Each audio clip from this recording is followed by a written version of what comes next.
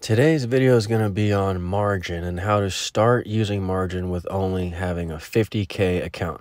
I got an idea from one of my subscribers and I've been getting a lot of questions on this subject.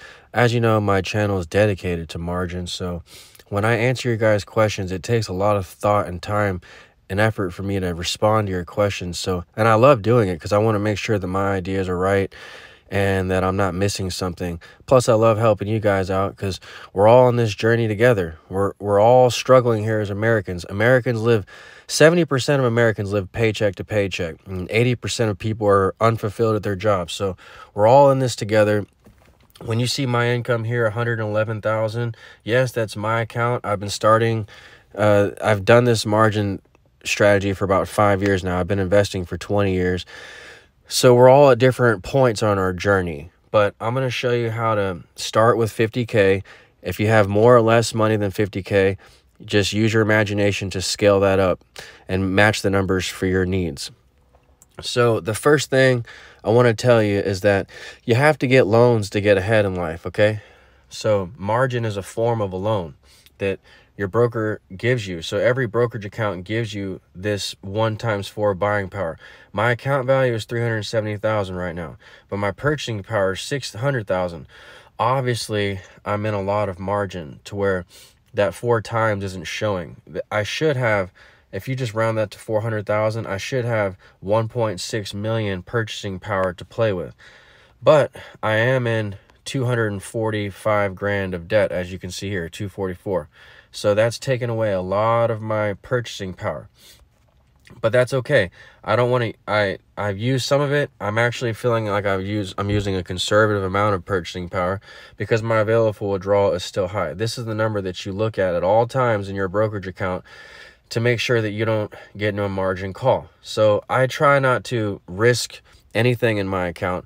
I keep this number above zero with a good cushion, at least 100,000 between myself and a margin call. A lot of my friends will flirt with this number being at $1,000 and they'll go all in on something that doesn't pay dividends, all kinds of margin strategies that I think are erratic, and that's how you lose in margin when you speculate on risky securities. I tie all my investments to the indexes, as you know. That's my secret. I use margin, but I buy these sideways vehicles like JEPI or Cornerstone that generally go sideways, as you can see, and so that pays a steady dividend. GOF is another video that people wanted me to cover, and I'll do that soon. I have already a video on GOF. If you go look on my wall of videos, as you can see, GOF, it looks similar to Cornerstone because everything fell hard in 2022, but if you look at a long-term chart of GOF, it's sideways. You see how this is just generally sideways. And by the way, at lows, lows, and lows of 15. This looks like a historical buying opportunity for me. MACD is about to cross. RSI is cheap, but that's another subject for another video. So I buy these sideways vehicles that go generally sideways with minimal volatility. And so that's how I'm able to have more margin in these names and not feel the heat every day. In fact, I get pretty good days gains. We perform in line with the market typically every day, but generally we outperform the market. As you can see, we're up 18.7, Dow's up 2, S&P is up 8, and Nasdaq's up 17. So we're beating the market with this strategy, as I always say. Now, if you have 50K, this is what you do. You put in 50K on top 4 5-star funds like GOF is. GOF's a 5-star fund. Cornerstone's a 4-star fund. You put your money in these top-ranked funds that go sideways first. So let's just say you put 50K in the indexes, which would be CRM and CLF.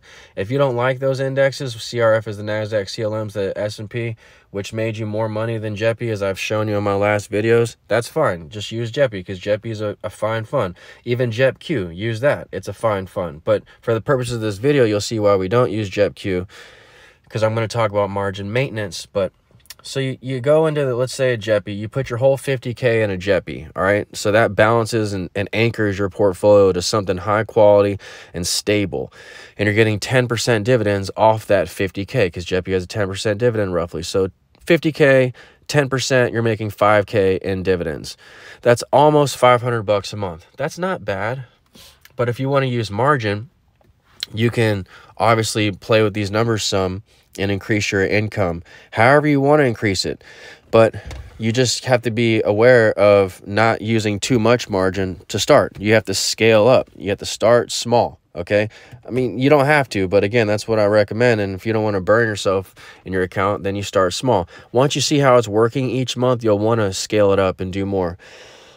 So what I would do is, let's say you put in 50K in JEPI, start with 5K margin. Start with 1K margin. If you're not comfortable with margin at all, start with 1K. Notice how in 2 months that 1K will be paid back, because your margin debt would be $1,000. Mine's $244. Yours would be $1,000 on 50K. And 50K again is earning about 10%, which is 5,000. So we'll go ahead and round that. It's about $500 per month. Now, in 2 months, then you're going to pay back that 1,000 in equity, because 2 months you got $1,000, 500. Now your margin that was 1,000 in margin, now it's paid back and it's zero. So your margin would go to zero, and your account, which is the best part, would go up by 1,000. So if you're at 370 and you paid back your margin in 2 months, your account would be at 371 and your debt would be at zero. That's so awesome. When I found that out, when I paid back my margin debt and I saw that my account grew, I was so surprised, because when you have credit cards and you pay back that debt, your balance just goes to zero, but your account value does not grow. That's the beauty of using a brokerage account with equity, or a house. It's similar to a house. You pull money out of your house, and if you use it responsibly and invest back in the house, then that becomes worth more equity in the house, and the house is worth more after.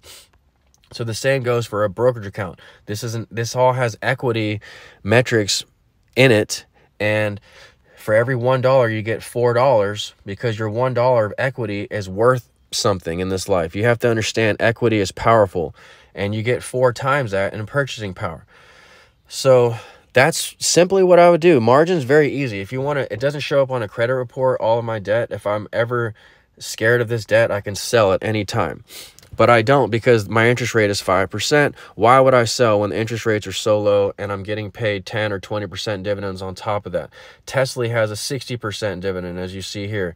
Apple hasn't shown up in my dividends yet, so we're probably making about 112 in dividends. But JEPI, Tesla, 60%, all these guys have huge dividends, so they're beating my margin interest by a ton. So why wouldn't I keep on margin? Now, the guy who taught me how to use margin, not taught me, because the guy who taught me how to use margin was Jay Hatfield on his PFFA fund and AMSA fund, which I showed you about in my oil and gas series. I told you a little story about how he got me started. He was like a mentor to me. But as far as like how I got my conviction to use margin and not be scared, I used this guy, Dan Pena.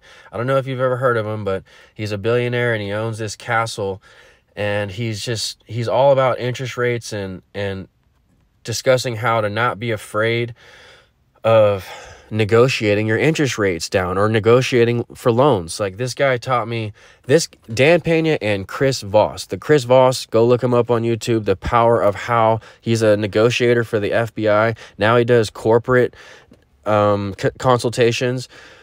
So I used his power of how, the Chris Voss, the power of how can I called E-Trade. I said, how can I support my family on 10% margin rates when the dividends I'm earning are 10% from JEPI? If I want more than that, like a 20 or 30% dividend from, let's say, a Tesla, I told him that that's really risky and that's not good to bet my family's future on. So I need lower margin rates, and I've seen that other brokerage accounts have them. Interactive Brokers has 5%. So I used that leverage, and they said, well, Interactive Broker doesn't have the tools that we have. They don't do the rights offering for Cornerstone, which I told you guys is very special. That's how I get extra performance, is the drip at NAV for Cornerstone. I showed you that in past videos. Cornerstone right here, 410. This drip at NAV, this 19%. Every month my dividend gets paid, I get dripped at NAV here for an automatic $500 gain or whatever the NAV is at that time. So Cornerstone is very special with its drip program.